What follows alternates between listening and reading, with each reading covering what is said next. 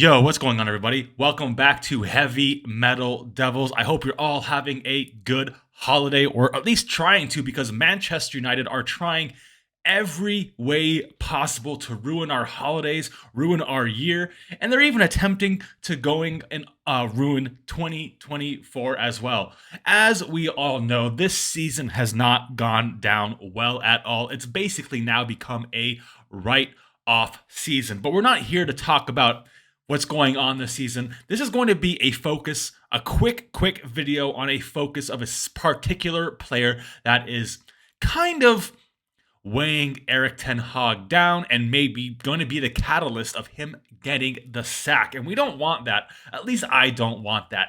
And that player we're going to talk about today is Scott McTominay. Now, I know a lot of channels have talked about Scott McTominay and just how ineffective he is in our lineup. If he's not scoring goals, what the hell is he actually doing? And that's what we're going to talk about today is how did a player that was supposed to be sold, that had offers for him to be sold to clubs like West Ham over the summer, is now a mainstay, and not just a mainstay, a focal point in the team, where Eric Ten Hag is trying to build around this guy, and it's slowly killing him. I think a lot of people are now starting to jump on this Eric Ten Hag out train.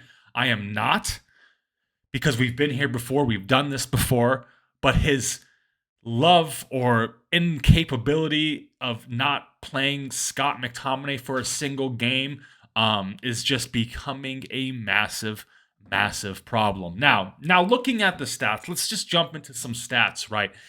McTominay does rank high in certain things for a midfielder. He's a number 8, guys. Remember, he is supposed to be playing a number 8, though he seems to be playing more of a number 10 and pushing Bruno out the way for some reason because he scored a couple goals. Now, he is in quite a high percentile when it does come to non-penalty goals, XG, shots, and whatnot. But that, honestly, guys, is not what he's fucking in the team to bring.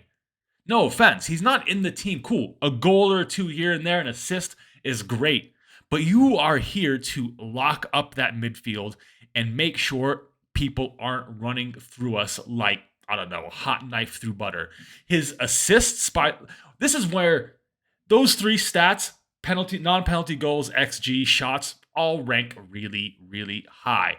But when we start to really look into these things, it is abysmal. He is in the fucking 30th percentile for assist. Absolutely terrible. Here's even worse. His shot creating actions, the bottom 13% in all of football. And remember, guys, this is a midfielder who's supposed to set up shot creating actions, passes attempt. Oh my good God, just looking at these next stats, guys. He's a midfielder that is there to help create shots and just get the ball moved around the pitch. No offense, Scott McTominay, while you do provide a few goals, you're not in there to be a massive goal threat. Here is the most sickening stats you will see for a midfielder. And wow, how Eric Ten Hag does not see these numbers and keeps putting him in the team is just mind-blowing. Passes attempted and progressive passes.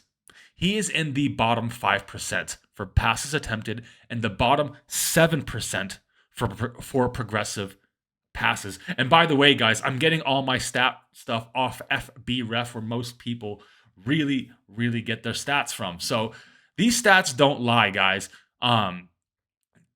He's really not in the only time he's really in the top percentile is touches in the attacking penalty box, which is not really where he's supposed to be. Everything other than that, he's god awful at. His tackles aren't great. Interceptions, bro. Interceptions. Didn't we bring this guy in to be like a kind of a CDM, a big stalwart in our defensive midfield setup, and his interceptions are at 26th percentile in the entire world. He's got a good rating for blocks, clearances, and aerials 1, But that's also because, look at his height, look at all that. Especially aerials one, clearances one. It's a lot to do with his height and where he is standing at that time. It is not the greatest reading, man. The stats that make him a midfielder are embarrassing to read if you're a midfielder. If you were a striker, a number 9, sure, I would take some of these stats. Why not? They're supposed to look like this. But this is a number 8, guys. This is a guy that is meant to be solidifying the midfield with either Amrabat, Manu, whoever he decides to play in that role, Casemiro. But instead, this guy is fucking off and doing whatever the hell he wants. Now, I'm not sure if this is instruction. I highly doubt Erik ten Hag is telling McTominay, yo, go forward and leave our midfield completely exposed. But at the same time, he keeps playing him, knowing that this is what he is going to do. This guy is not a midfielder.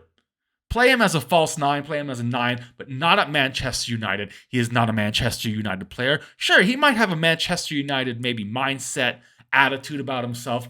I don't even think that, because you look at the mindset of this locker room and it's in the gutter, and I'm going to put him into all that. He was brought in the team from Jose Mourinho to, because no one was really performing, and Jose Mourinho likes tall, strong players. And no offense, you might be tall, but you're not strong. You're not physical anymore. You are just there. It's like we're playing with 10 men when you're in the team. And if anybody refuses to acknowledge that, go back to any game and just watch our midfield. Watch how exposed Casemiro is at the start of the season, how exposed Amrabat gets, and how exposed Manu gets. A lot of these things are down to McTominay fucking off and doing whatever the hell he likes. He might, in my opinion, he might be the worst midfielder in the Prem, because he's a midfielder who doesn't play midfield. When the goalie is getting more touches in the game and more passes in the game than a number 8, something is massively wrong there.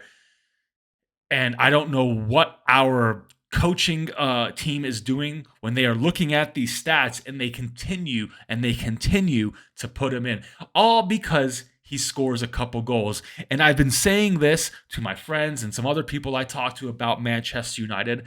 Every time he scores a goal, that is not good for Manchester United. I understand we need goals, but Scott McTominay scoring goals is the absolute worst thing right now that can happen to Manchester United, because that just keeps him in the fucking team. He needs to go. And if it was up to me, he'd be gone out of here January 1st. Call up West Ham. I don't give a shit what team gets this guy. Let's bring in someone new or just deal with what we have. Because right now, it's like we're playing with 10 people. When he's in the team, he's only there when the ball is in the penalty box and bombing forward. He provides nothing else. He's lost his defensive capabilities. He cannot pass. He's got 3 assists in like 4 fucking years. He's just awful, guys. I'm going to be completely honest with you guys right now. And it might sound like some recency thing. I promise you it is not. The minute Jose Mourinho brought this guy into the team, I was not a fan. I have never been a fan of Scott McTominay. To me, he is everything we should not be and what we shouldn't bring into the team. No offense to anyone that is a fan. He is a solid player, but not for this club. We need better. We deserve better. And if you're not going to put your shift in and do what you need to do in the midfield as a number 8, get the fuck out of here. And I hope Erik ten Hag, he ain't going to see this video, but I hope it starts to sink in his head how much this guy is killing him. He might be putting in all of his effort, but his effort ain't there. He's not there. He's not in the midfield. And we've got loads of other players we've got to get into and dig out too. So Scott McTominay, you're not the only one. But it starts with you, for me, in my opinion. As soon as we bench your ass and bring you on maybe in the 80th, 85th minute, we'll be a lot better. But for right now, the longer you are a starter in this team, the more and more this team will sink. And you know what? Someone's got to say it. It might be some harsh words, but somebody has to say it, because this bullshit has gone on too long. Don't worry, guys. Rashford's going to get this. Antony's going to get this. Bruno is going to get this because I'm up to here with fucking Bruno at the already. You know what? A load of players will get videos like this. So don't think I'm just targeting Scott McTominay. I'm just starting with Scott McTominay. All right? Hope you guys have a good Christmas. It's wonderful here down in London. Good weather, a bit cold, but not too bad. Have a great Christmas. Have a good New Year's. See you down the line. I will, I'll be posting a few more videos now that I have a bit of time and a break off Christmas and New Year's. So anyway, I'll catch you all on the next one. Let's not try and get pumped by Aston Villa in a few days. Later. Don't forget to like, share, and subscribe. Later.